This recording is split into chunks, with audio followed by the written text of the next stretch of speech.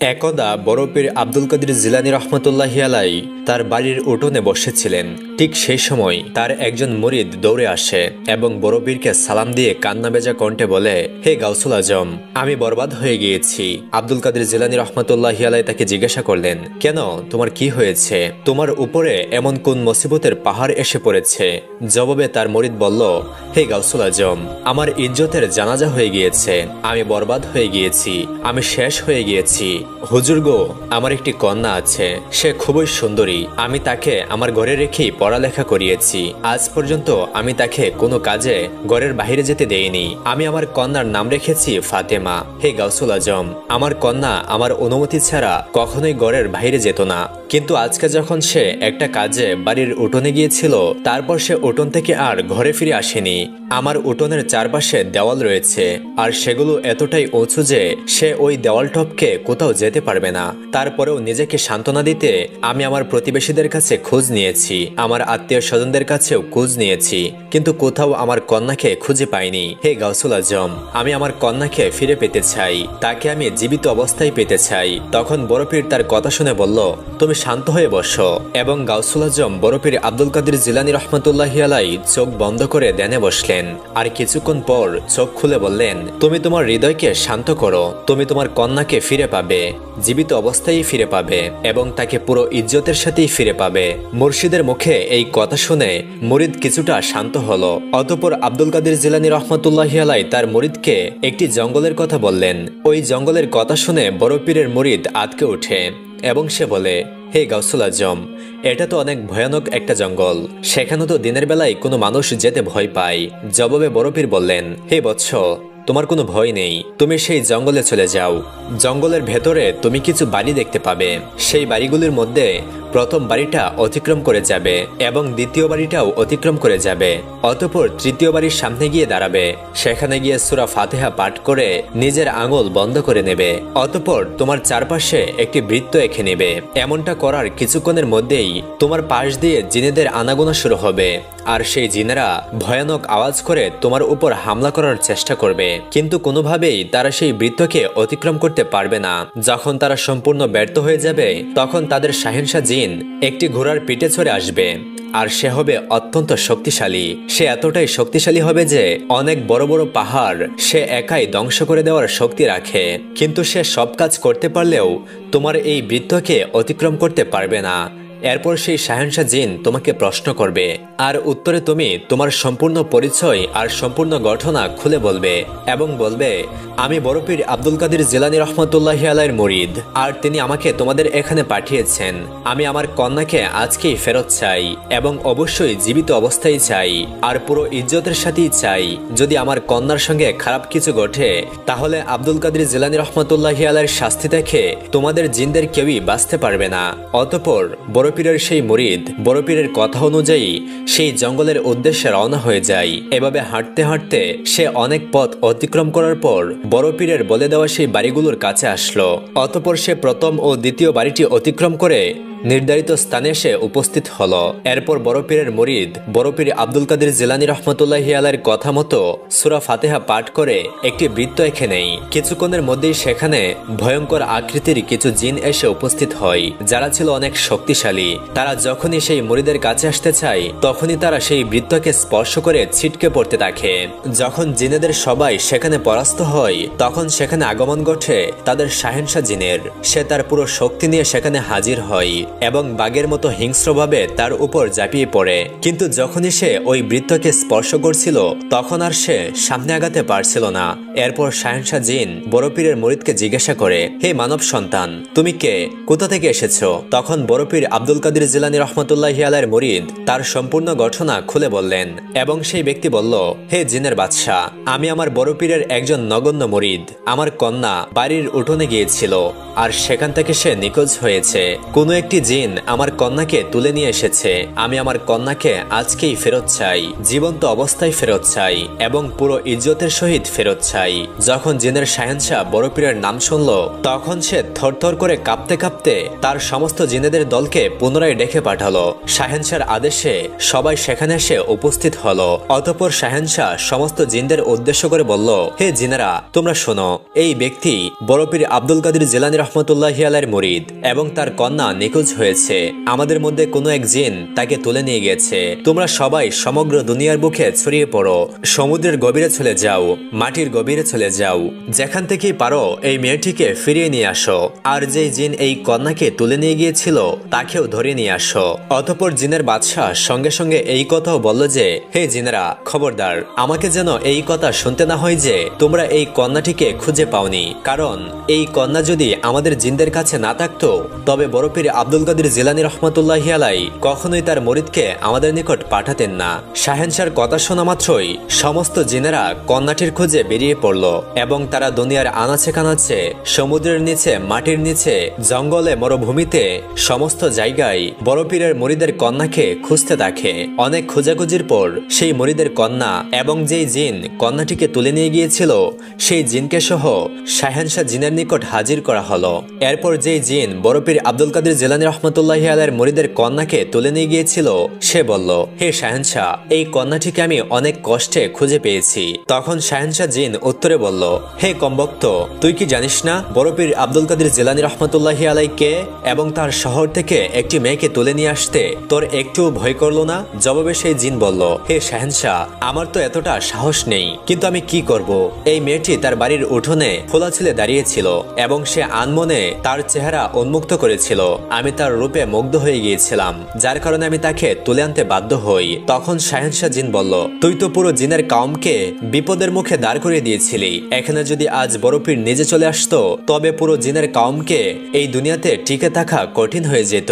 এরপর শাহেনশাহ জিন একজন জল্লাদ জিনকে ডেকে পাঠালো। অতঃপর জল্লাদ জিন সেখানে এসে উপস্থিত হলো। শাহেনশাহ জিন জল্লাদকে হুকুম দিল, এই বেয়াদবটা বড় পীরের মুরিদের কন্যাকে তুলে নিয়ে এসেছে, এর মাথাটা শরীর থেকে আলাদা করে দাও এবং একে নিঃশেষ করে দাও, আর বড় পীরের মুরিদের কন্যাকে তার বাবার হাতে তুলে দাও। এরপর শাহেনশাহ জিন বড় পীরের মুরিদকে বলল, এই নাও তোমার কন্যাকে সহি সালামতে তোমার কাছে ফিরিয়ে দিয়েছি এবং বড় পীর আব্দুল কাদের জিলানী রহমতুল্লাহি আলাইহির নিকট আমাদের সালাম পৌঁছে দিও। আমি তোমার কন্যাকে পুরো ইজ্জতের সাথেই তোমার কাছে ফিরিয়ে দিলাম। এই কথা বলে শাহেনশাহ জিন চলে যাচ্ছিল। তখন সেই মুরিদ বলল, হে শাহেনশাহ জিন, আমার কিছু কথা শুনে যাও। শাহেনশাহ জিন বলল, কি বলতে চাও বলো। তখন সেই মুরিদ বলল, তোমরাও কি বড় পীর আব্দুল কাদের জিলানী রহমতুল্লাহি আলাইহিকে মান্য করো? এই কথা শুনে শাহেনশাহ জিন বলল, বড় পীর শুধু মানুষের শিক্ষক নয়, তিনি আমাদেরও হাকিম। সুবহানাল্লাহ। একদা বড় পীর আব্দুল কাদের জিলানী রহমতুল্লাহি আলাইহি একজন বুজুর্গের সাথে দেখা করতে যাচ্ছিলেন। তার সঙ্গে ছিল আরো দুজন মানুষ। ওদের গন্তব্যও সেই একই জায়গায়। চলতে চলতে তারা পরস্পরের সঙ্গে কথা বলছিল। হযরত আব্দুল কাদের জিলানী রহমতুল্লাহি আলাইহি ওদের কথা চুপচাপ শুনে যাচ্ছিলেন, কিন্তু নিজ থেকে তিনি কিছুই বলছিলেন না। তাদের মধ্যে কথা হচ্ছিল বিভিন্ন বিষয় নিয়ে। তাদের আলোচনা থেকে কোনো বিষয় বাদ যাচ্ছিল না। ব্যক্তিগত, পারিবারিক, রাষ্ট্রীয় সব ধরনের কথাই স্থান পাচ্ছিল ওদের আলাপচারিতায়। দুজন সঙ্গীর মধ্যে একজনের নাম ছিল ইবনুস সাকা। বেশিরভাগ কথা সেই বলছিল। কথাবার্তার এক পর্যায়ে সে তার সাথীকে জিজ্ঞাসা করলো, হে ভাই, তুমি কি উদ্দেশ্যে বুজুর্গের খেদমতে যাচ্ছ?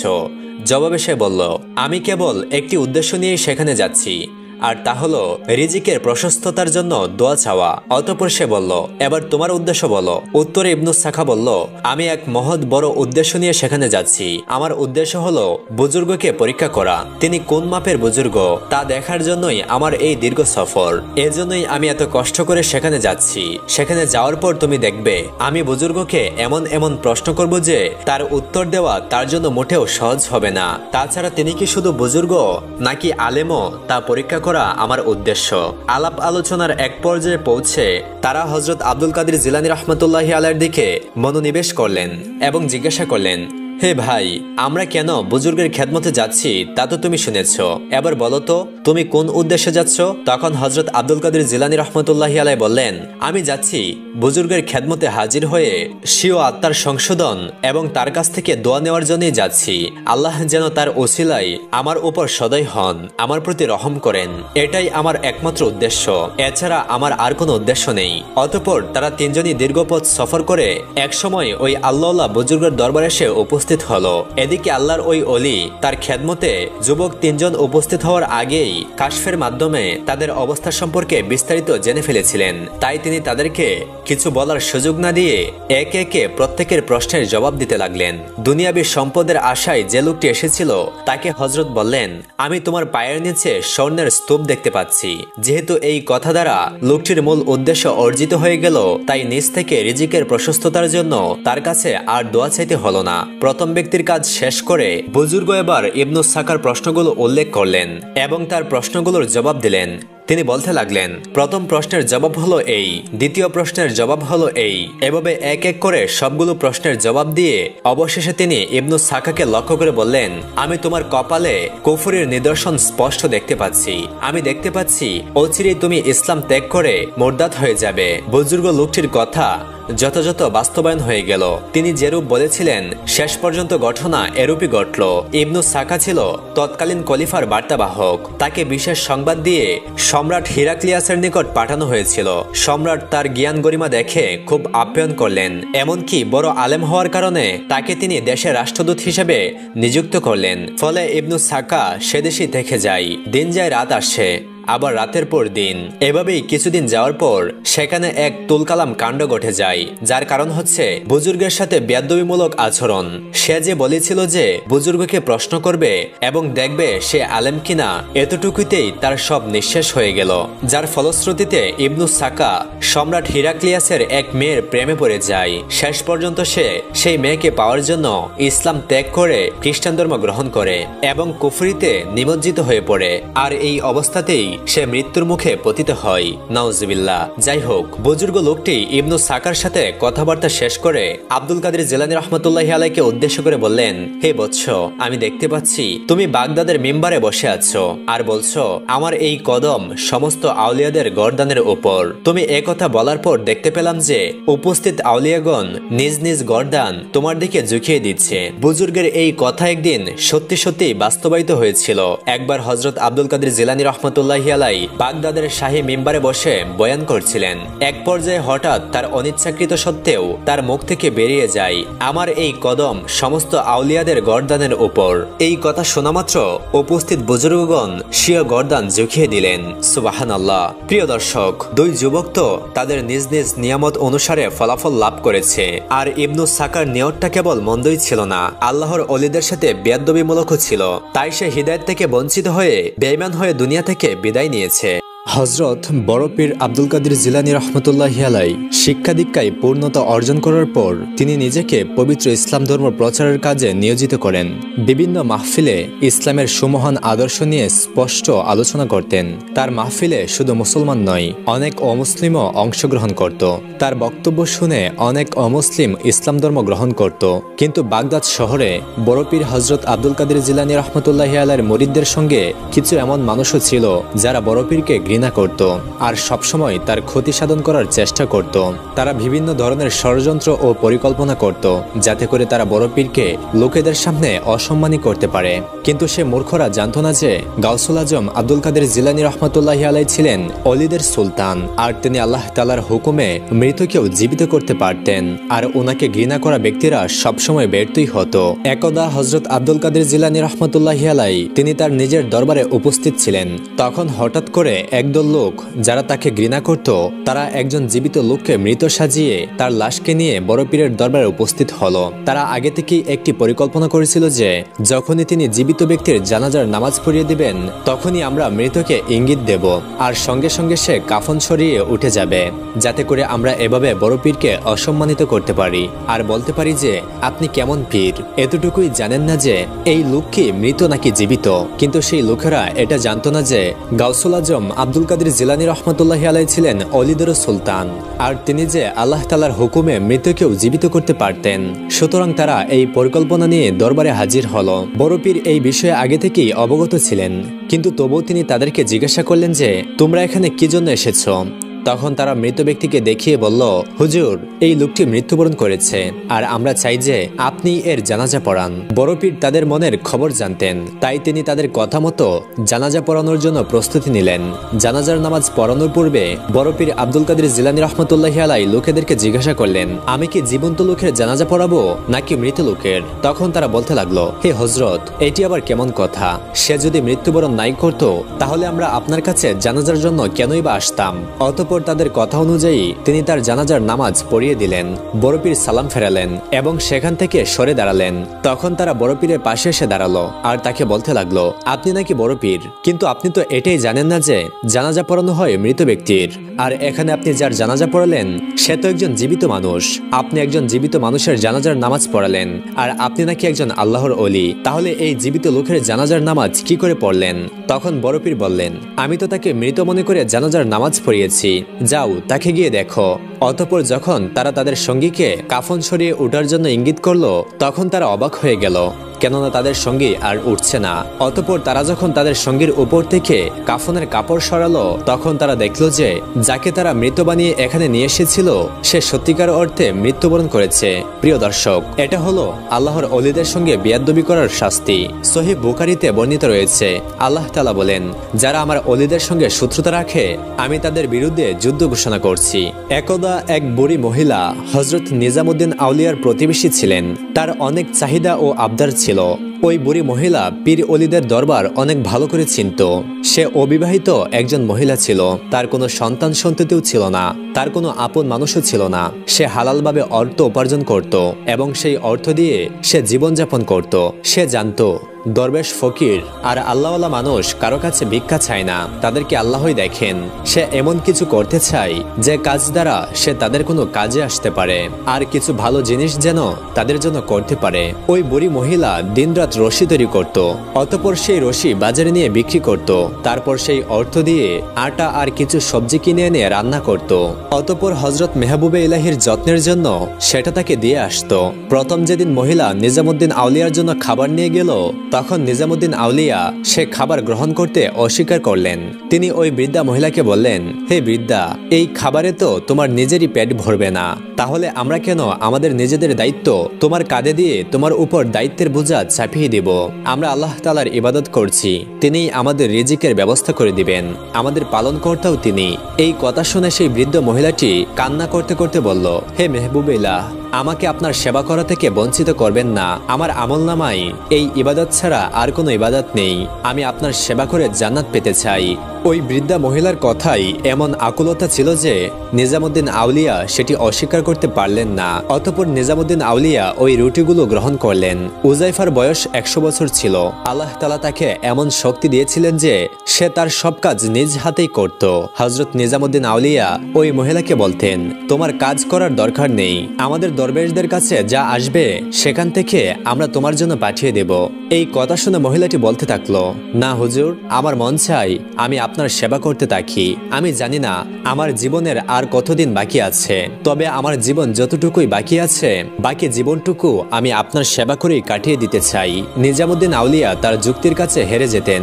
ওই এলাকা ছিল গরিবদের এলাকা। নিজামুদ্দিন আউলিয়া সেই এলাকায় থাকতেন।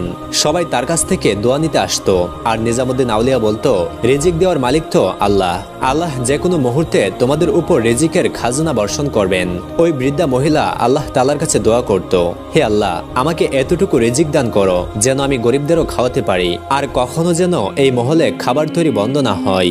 এটা কি তার দোয়া ছিল নাকি নিজামুদ্দিন আউলিয়ার প্রতি তার ভালোবাসা ছিল সেটা সে বুঝতো না, কিন্তু সে এতটুকু বুঝতো যে আল্লাহওয়ালা মানুষদের প্রতি আল্লাহর রহমত থাকে। আল্লাহওয়ালা ব্যক্তিরা তো নিজেদেরটা পড়ে আগে মানুষের কথা চিন্তা করে। ওই মহিলা এভাবেই রশি বানিয়ে বাজারে নিয়ে বিক্রি করত। একদিন বাজারে তার সাথে একজন ব্যক্তির দেখা হলো। ওই ব্যক্তিটি খুব বয়স্ক ছিল। ওই লোকটি বৃদ্ধা মহিলাকে বলল, তুমি এই কাজ কেন করছো? তোমার কি কোনো ছেলে নেই? মহিলাটি বলল, আমার কোনো সন্তান নেই, আমার স্বামীও নেই, আমি অবিবাহিত, আমার কোনো ভাইও নেই। ওই লোকটি আবার বলল, তাহলে তোমার কি কোনো আত্মীয় স্বজন নেই? বৃদ্ধা বলল, আমার কোনো আত্মীয় স্বজনও নেই, একমাত্র আল্লাহ তাআলা ছাড়া আমার আর কেউ নেই। তখন সেই লোকটি বলল, তাহলে তুমি কি আল্লাহর কাছে দোয়া করো না? বৃদ্ধা উত্তরে বলল, আমি আল্লাহর কাছে দোয়া করি, কিন্তু আল্লাহ তাআলা নিজেই বলেছেন পরিশ্রম করে খাও, নিজের হাতে করা উপার্জন খাও। আমি শুধু আল্লাহ তাআলাকে খুশি করার জন্যই তার নির্দেশিত পথে চলছি। তখন সেই লোকটি বলল, তুমি কি আল্লাহ তাআলাকে খুশি করার জন্যই এই সব কাজ করছো?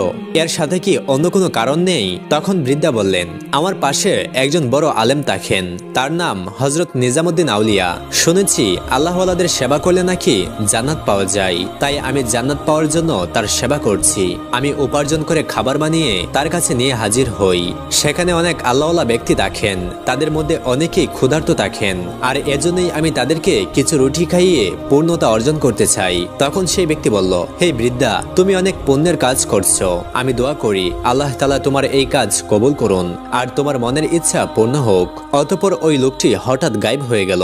মহিলাটি অবাক হয়ে গেল, এই ভেবে যে উনি কে ছিলেন।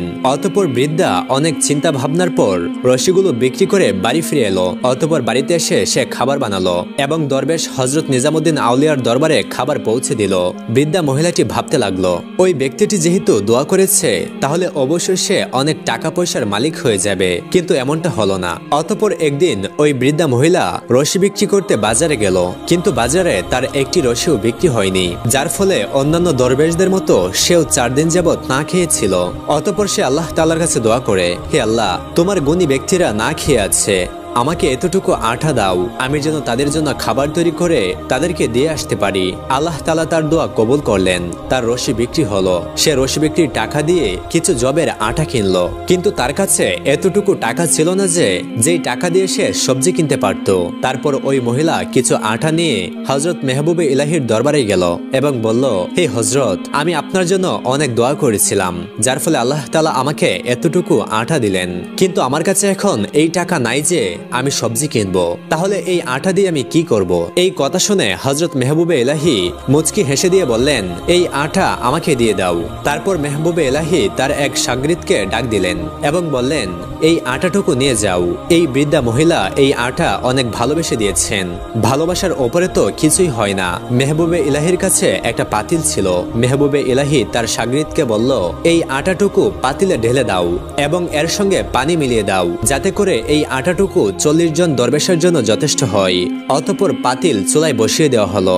এমন সময় একজন ফকির এলো এবং সে বলতে লাগলো, কারো কাছে যদি কিছু থেকে থাকে তাহলে আমাকে দাও, আমি খুব ক্ষুধার্ত। শাগরিদ তখন পাতিলের সামনেই ছিল।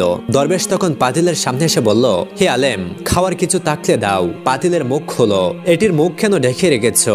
আলেম সেই ফকিরের দিকে তাকিয়েছিল আর ভাবছিল, একে দেখে তো খুব ভালো মনে হচ্ছে না।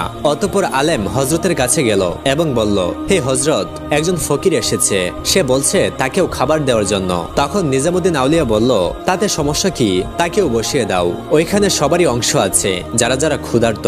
তখন শাগরিদ বলল, হযরত, ওই পাতিল এত বড় না, তাতে সামান্য কিছু খাবার রয়েছে। পাতিলে যে খাবার রয়েছে তা আমাদের 40 জন দরবেশের জন্য যথেষ্ট নয়। এখন ওই ফকির এসেছে আর আপনি বলছেন বসিয়ে দিতে। তখন নিজামুদ্দিন আউলিয়া বলল, হে বৎস, আল্লাহ তাআলার দেওয়া রিজিকে সবারই অধিকার থাকে, তুমি এই বিষয় নিয়ে মোটেও চিন্তা করো না। অতঃপর শাগরিদ ওই ফকিরের কাছে গিয়ে নিজামুদ্দিন আউলিয়ার সমস্ত কথাগুলো বলে দিল। তখন ওই ফকির বলল, আমার কাছে এত সময় নেই, আমি খুব ক্ষুধার্ত। সবথেকে ভালো হয় তোমাদের ওই মুর্শিদ যদি এসে নিজ হাতে আমাকে খাইয়ে দেয়। এই কথা বলে দরবেশ বসে পড়ল। শাগরিদ তখন অবাক হয়ে ওই ফকিরের দিকে তাকিয়ে রইল। অতঃপর সে নিজামুদ্দিন আউলিয়ার দরবারে গিয়ে হাজির হলো এবং ফকিরের সব কথা মুর্শিদকে বলল। কথা শুনে নিজামুদ্দিন আউলিয়া সেই ফকিরের কাছে গেল। ফকির তাকে দেখে বলল, হে নিজামুদ্দিন, ওই বুড়ি তোমাকে জবের আটা দিয়েছে না, যেই আটা এখন রান্না হচ্ছে, ওইটি আমাকে তাড়াতাড়ি খাওয়াও। তখন হযরত বলল, হে ফকির, এই জবের আটা এত গরম যে এখন এটি যদি প্লেটে পড়ে তাহলে প্লেটটাও গলে যাবে, একটু সময় দাও, ঠান্ডা হয়ে গেলে আমি নিজ হাতে তোমাকে খাইয়ে দিব। তখন ওই ফকির বলল, তুমি জানো না আমার পেটে কি পরিমাণ আগুন জ্বলছে, তুমি আমাকে এখন খাওয়াও। ফকির নিজামুদ্দিনকে খাওয়ানোর হুকুম দিল। ফকিরের কথা শুনে নিজামুদ্দিন আউলিয়া পাতিলের দিকে আগালো এবং মোটা কাপড় দিয়ে পাতিলটি ধরলো। শারগিদরা তার দিকে এগিয়ে আসতে চাইলে হযরত মেহবুব বলল, তোমরা থামো, মেজবানদের মেহমানদের কথা রাখতে হয়। অতঃপর নিজামুদ্দিন আউলিয়া ওই পাতিলটি নিয়ে ওই ফকিরের সামনে গেল। সে ফকির পাতিলটি দেখে এত খুশি হলো যে পাতিলটি তার সামনে আসার পর সে ফুটন্ত গরম পানির ভেতরে হাত দিয়ে সে জবের আটা মুখে তুলে নিল। মেহবুবে ইলাহি তাকে বারবার না করতে থাকলো, কিন্তু সেই ফকির 3 বার এই কাজ করলো। অতঃপর সে পাতিলটি মাটিতে আছাড় দিল। পাতিলটি ছিল মাটির, তাই সেটি মাটিতে পড়ে ভেঙে গেল। সবাই এটি দেখে অবাক হয়ে গিয়েছিল, কিন্তু মেহবুবে ইলাহি চুপচাপ দাঁড়িয়েছিল। অতঃপর নিজামুদ্দিন আউলিয়ার শারগিদরা বলল, হে ফকির, তুমি এটি কি করলে? তুমি কি জানো এখানে কত দরবেশ কতদিন ধরে না খেয়ে ক্ষুধার্ত আছে? এই কথা শুনে ফকির বলল, আমাকে এটি বলা হয়েছিল। এই কথা বলে ফকির মেহবুবে ইলাহির সামনে গিয়ে বলল, শেখ সাহেব হযরত বাবা ফরিদ বানসাকুর রহমতুল্লাহি আলাইহি বলেন, আল্লাহ তাআলা আপনার এই উপকার দেখে বুড়ির দেওয়া এই জবের আটা কবুল করে নিয়েছে। এখন থেকে এখানে পাতিলের পর পাতিল রান্না করা হবে, সেগুলো আপনি নিজে দাঁড়িয়ে থেকে রান্না করবেন। দেখবেন আপনার কাছ থেকে কোনো ক্ষুধার্ত ব্যক্তি না খেয়ে ফিরবে না। সুবহানাল্লাহ।